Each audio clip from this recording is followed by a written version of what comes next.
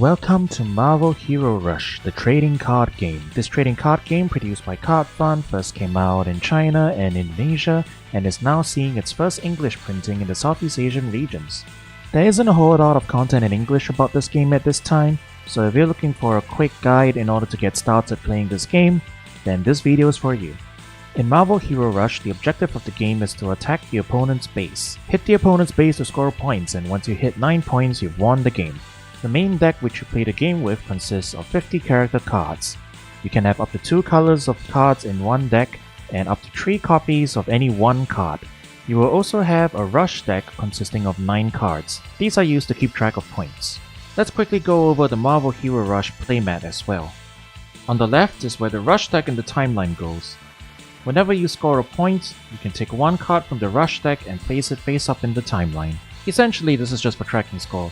These cards aren't actually active game pieces. Next, you have the battle zone and the base zone. This is where you can call your character cards into play.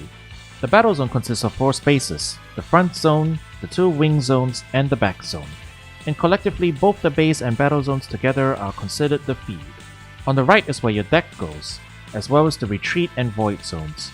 The retreat zone is the equivalent of the graveyard in other games, and the void zone is the equivalent of banish or exile. Cards that are discarded, defeated in battle, or used to pay costs will go to the retreat zone. If you see a card that mentions the keyword prune and you're not sure what it means, that keyword means to send to the void.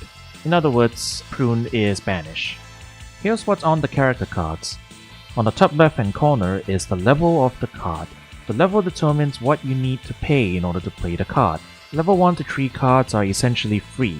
You can call them to the field without paying any costs. Level 4 through 6 cards require you to send cards from the field to the retreat zone, whose levels add up to the card you are trying to summon.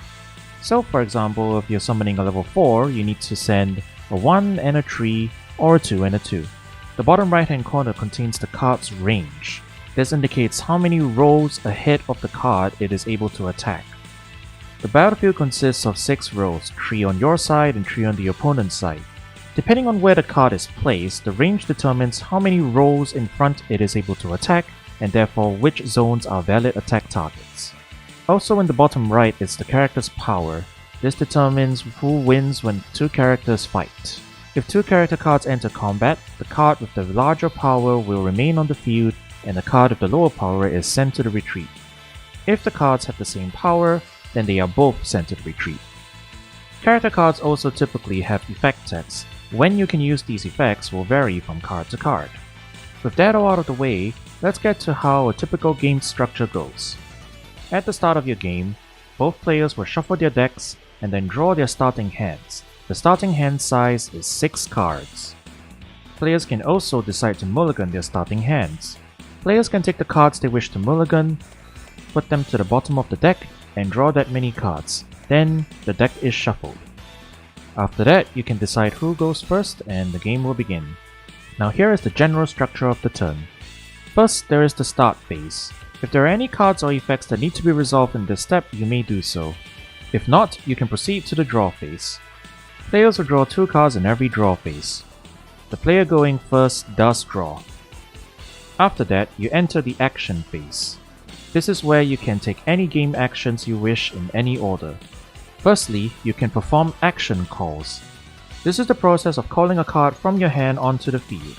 As mentioned earlier, level 1 to level 3 cards can be called directly to the field without any additional costs. You may play them to any of the 4 zones in the battle, or directly into the base. You may perform up to 3 action calls a turn. For example, you can call a level 1, call a level 2, and then call a level 3. Or, you can call a level 1, call a level 3, and then send both to the retreat in order to call a level 4. However, the player going first will only get 1 action call on their first turn. In addition to an action call, you can also perform a base deploy. This is where you take one of the cards in your hand and place it face down in the base.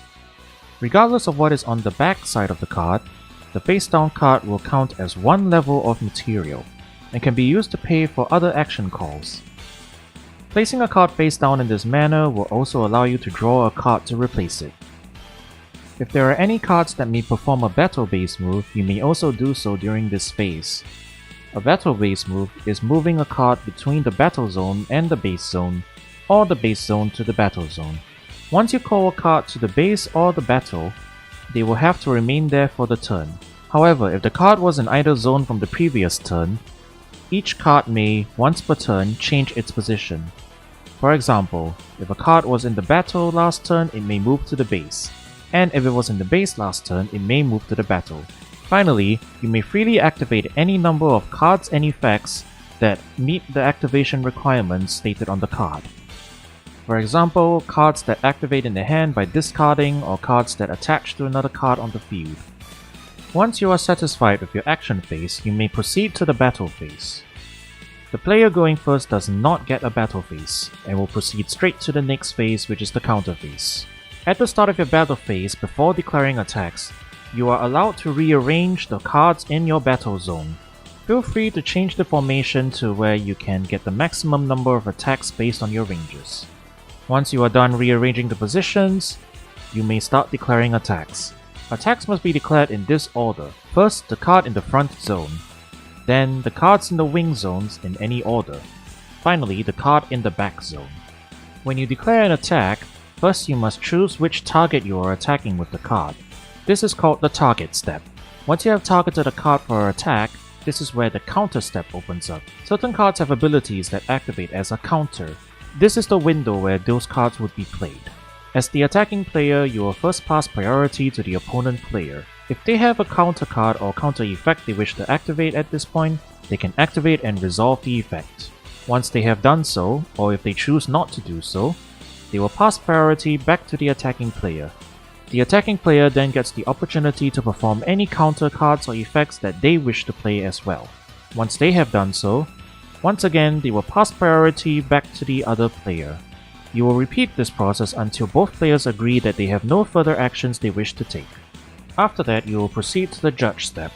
If the initially selected attack target is no longer there, the player gets the opportunity to choose a different attack target if applicable.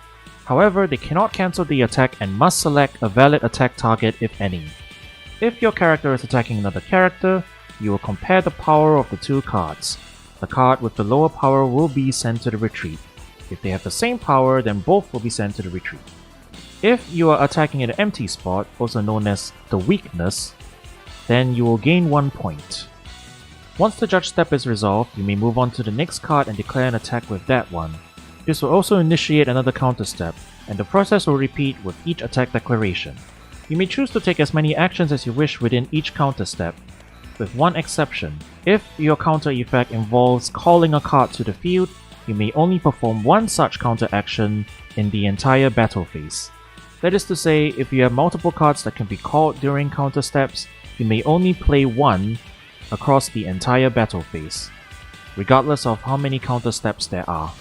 Once you are done with the battle phase, you will move on to the counter phase. Essentially, this is like one more bonus counter step. The turn player will pass priority to the opponent, and the opponent will have the opportunity to use any remaining counter cards or effects they wish to use. There is no restriction on the number of counter cards and effects you may activate during the counter phase, with one exception. Like the battle phase, you may only resolve one counter effect that involves calling a card. If you have multiple cards that can be called, you can only choose one of them to resolve. In other words, if you have multiple counter cards that involve calling a card to the field, you may do so only once across the entire battle phase, and once in the counter phase. Other counter cards and effects have no restrictions on them. Once both players agree that they have nothing further to resolve in the counter phase, you will move to the end phase. In the end phase, if you have any effects that need to be resolved, you may resolve them here. And then finally, if you are over the hand size limit of 9 cards at this point, you must discard cards down to 9. After that, you may pass the turn to the other player and continue from there. And that's pretty much it for how the game typically goes. I'll cover a couple of extra details at the end here. Please take note that there is a hard limit of 6 cards in the base at any one time. This includes both your face down cards and the face up cards. If you wish to place more cards into the base while you already have 6, you must either move face up cards out of the base or spend some of the cards as resources. There are 4 main effect types in the game. Trigger effects can be activated as soon as their condition is met and they are in the correct zone. Auto effects are effects that continuously apply if their conditions are met. Activated effects are effects that may be activated by the controller during the action phase. And finally, counter effects are effects that may be activated during the counter steps and phases. If the ability says both counter and activated, they can be used in either the controller's action phase or either player's counter steps and phases. And that's pretty much it for this tutorial.